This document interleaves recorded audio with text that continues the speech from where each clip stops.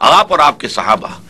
فرمایا یا ایھا المزمل، اے کمبل میں لپٹ کر لیٹنے والے، قم اللیل الا قلیلا، رات بھر کھڑے رہا کرو سوائے اس کے کسی تھوڑے سے حصے کے. نصفہ، یا تو آدھی شب، اور وانقص منہ قلیلا، یا اس میں سے کچھ کم کر لو تو تہائی رہ جائے گی، یا اس پر کچھ زیادہ کرو، 2/3 بناؤ. اور زد علیہ ورتل القرآن ترتیلا، قرآن کو ٹھہر ٹھہر کر پڑھتے رہو. اب آپ بتائیے اس وقت تک قرآن نازل کتنا ہوا تھا؟ ابھی تو ابتدا تھی نزول کی. گویا کہ وہی آیات پڑھتے رہو، تکرار کرو، ہیمر اٹ ڈاؤن. کیوں؟ انا سنلقی علیک قولا ثقیلا، اے نبی ہم آپ پر ایک بہت بھاری بات ڈالنے والے ہیں. وہ بھاری بات جو اگلی سورت میں سورہ مدثر میں آ گئی، یا ایھا المدثر قم فانذر وربک فکبر، اے لحاف میں لپٹ کر لیٹنے والے صلی اللہ علیہ وسلم، فدا ہو آباؤنا و امہاتنا، کھڑے ہو جائیے، کمر کس لیجئے، لوگوں کو خبردار کیجئے. لوگوں تمہیں مرنے کے بعد دوبارہ زندہ کیا جائے گا، تم سے حساب لیا جائے گا دنیا کے اعمال کا، اور پھر نتیجہ ہوگا وَإِنَّهَا لَجَنَّةٌ أَبَدًا وَلَنَارٌ أَبَدًا. اور وَرَبَّكَ فَكَبِّرْ، اپنے رب کی کبریائی کا اعلان کیجئے اور اپنے رب کی کبریائی کا نظام قائم کیجئے. یہ بڑا بھاری کام ہے. لِيُظْهِرَهُ عَلَى الدِّينِ كُلِّهِ، پورے دین پر، پورے نظام پر، یا تمام نظاموں پر نظام دین حق کو غالب کر دینا. اس کے لیے یہ قرآن مجید کے ذریعے سے تمہارے اندر جیسے جیسے قرآن اترے گا اسی طرح سے دماغ میں سے غلط تصورات نکل جائیں گے، غلط عقائد نکل جائیں گے، غلط نظریات و افکار نکل جائیں گے، اور اخلاق میں سے رذائل اخلاق جو ہے اس سے پاک ہو جاؤ گے. سینے کے اندر حب دنیا، حب دولت، حب جاہ، حب شہرت کوئی شے نہیں رہے گی. اور پھر گویا کہ تمہارا تزکیہ ہو جائے گا. چنانچہ اسی سورہ مزمل میں پھر دوسرے رکوع میں جو ایک ہی آیت پر مشتمل ہے وضاحت کر دی گئی، ان ربک یعلم انک تقوم ادنی من ثلثی اللیل ونصفہ وثلثہ وطائفۃ من الذین معک. اے نبی آپ کا رب خوب جانتا ہے کہ آپ اور آپ کے ساتھی کھڑے رہتے ہیں 2/3 شب یا نصف شب یا 1/3 شب. ہمارے علم میں یہ تھی وہ تربیت اور تزکیے کی شدید ترین مشقت آمیز جو ہے تلقین کی گئی ہے. اس کے بعد کچھ عرصے کے بعد جب نماز پنجگانہ فرض ہو گئی تو پھر یہ قیام اللیل کے اندر سہولت دے دی گئی. اب جو جتنا کھڑا ہو سکتا ہو، یہ نہیں کہ کم سے کم 1/3 شب ضرور کھڑا رہے، ورنہ آدھی شب، ورنہ اور 2/3 شب، بلکہ یہ ہے کہ اب آپ نماز قائم کریں.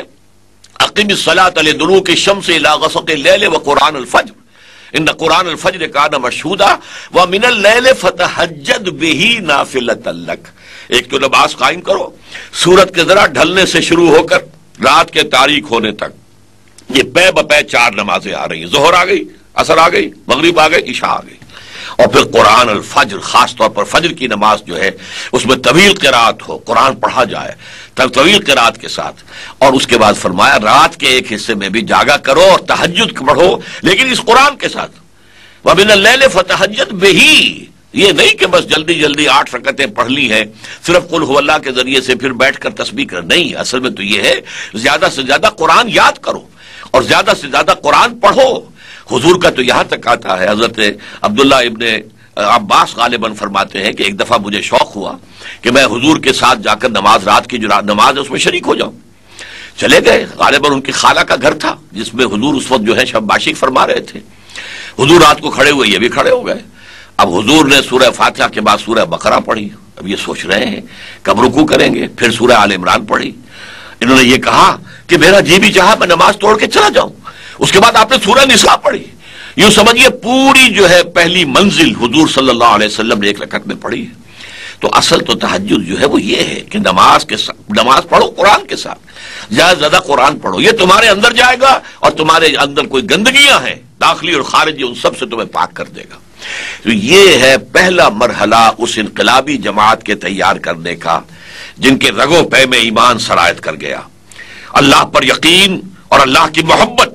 اللہ انہیں ہر دوسری شے سے، ہر شے سے محبوب تر ہو گیا. رسول صلی اللہ علیہ وسلم بھی تمام انسانوں سے بڑھ کر محبوب ہو گئے، اور ان کا مقصود صرف ایک رہا، اللہ کی رضا حاصل کرنا اور آخرت کے اندر جنت میں داخل ہونا اور عذاب سے، جہنم سے بچ جانا. اس کے سوا کچھ نہیں. نہ مال و غنیمت نہ کشور کشائی. شہادت ہے مطلوب و مقصود مومن، نہ مال غنیمت نہ کشور کشائی. ایک حدیث میں آتا ہے کہ لوگوں نے پوچھا حضور ایک شخص جہاد اور قتال فی سبیل اللہ میں نکلتا ہے وہ اس لیے نکلتا ہے کہ مال غنیمت آتا ہے۔ ایک اور شخص ہے جو اپنی شجاعت کا اظہار کرنا چاہتا ہے، میں کتنا شجاع ہوں، بہادر ہوں، لڑاکا ہوں۔ ایک اور شخص ہے جو حمیت کی وجہ سے کہ جس قبیلے کے خلاف آپ مہم بھیج رہے ہیں اس سے اس کی پرانی دشمنی چلی آ رہی ہے، اب وہ سوچتا ہے موقع آ گیا، میں اپنی پرانی دشمنیاں نکالوں گا، بدلے لے لوں گا۔ تو ان میں سے کون مجاہد فی سبیل اللہ ہے؟ آپ نے فرمایا ان میں سے کوئی مجاہد فی سبیل اللہ نہیں۔ مجاہد فی سبیل اللہ صرف وہ ہے جو جنگ کرتا ہے صرف اس لیے لتکون کلمۃ اللہ ہی العلیٰ، تاکہ اللہ کا کلمہ سب سے اونچا ہو جائے، اللہ کی بات سب سے بلند ہو جائے۔ یہی ہے وَرَبَّكَ فَكَبِّرْ، اور یہی ہے لِيُظْهِرَهُ عَلَى الدِّينِ كُلِّهِ، دین حق کو پورے نظام کے اوپر غالب کر دینا۔ یہی ہے وَيَكُونَ الدِّينُ كُلُّهُ لِلَّهِ، دین پورا کا پورا اللہ کے تحت ہو جائے۔ تو اس جماعت کا جسے آپ حزب اللہ کہیں گے، سورہ مائدہ میں اور سورہ مجادلہ میں اس جماعت کو کہا گیا حزب اللہ، اللہ کی پارٹی۔ اولئک حزب اللہ الا ان حزب اللہ هم المفلحون، یہ لوگ ہیں جن کے رگ و پے میں ایمان سرایت کیے ہوئے یقین والا ایمان، جن کی سیرتیں اب بے داغ ہو گئی ہیں، دھل گئی ہیں، صاف ہو گئی ہیں، اور جو اگلا مرحلہ جو ہے اس کو انشاءاللہ تعالی اگلے خطاب میں بیان کروں گا، جو منظم ہو گئے ہیں، جو سموتات کے خوگر ہو گئے اور جو تن من دھن سب کچھ قربان کر دینے کے لیے تیار ہیں۔ اب یہ طاقت جب معتدبے ہو جائے تو بقول علامہ اقبال با نشہ درویشی در ساز و دمادم زن، پہلے تو ایسی جماعت بنانے کے لیے درویشی اختیار کرنی ہوگی۔ کیوں پختہ شوی، جب تیار ہو جاؤ، کافی تعداد میں لوگ ہیں، ڈسپلنڈ ہیں، ان کی نیتیں خالص ہو چکی ہیں، انہوں نے اللہ کے دین کو اپنے اوپر قائم کیا ہے، پھر اس طاقت کو ٹکرا دو۔ کیوں پختہ شوی خود را بر سلطنت جمزن۔ تو یہ جو اگلے مراحل ہیں ان پر انشاءاللہ اگلی گفتگوؤں کے اندر کلام ہوگا۔ اقول قولی ھذا واستغفر اللہ لی ولکم ولسائر المسلمین والمسلمات۔